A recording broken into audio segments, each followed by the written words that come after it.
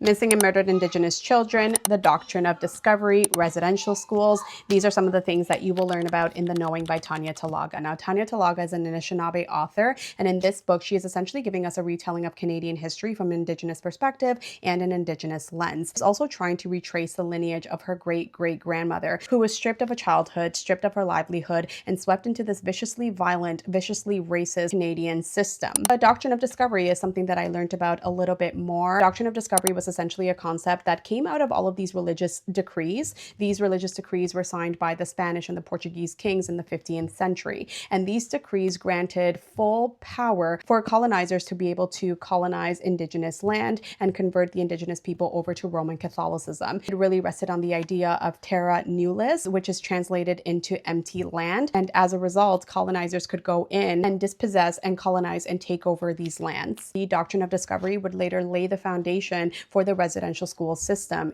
At these residential schools, there were extreme amounts of physical and sexual abuse. And ultimately, through the residential school system, through the Indian Act, we see the cultural and physical genocide of the Indigenous people of Canada. Tanya Talaga also talks about how hard it is to uncover all of these truths. The Canadian government has made it their mission to never have some of these historic archives uncovered. In some documents, there's papers missing, details are redacted, names of some of the Indigenous victims are changed, are misspelled, intentionally misspelled. And so it becomes incredibly difficult to piece together the pieces of what happened to so many of her family members. It is an insane amount of institutional and state violence at play. So well done. It is very accessible. It doesn't read textbook. I feel like it needs to be part of the education and school curriculum. I absolutely recommend adding this to your TBR, especially if you are Canadian. I'll see you guys next time. Adios.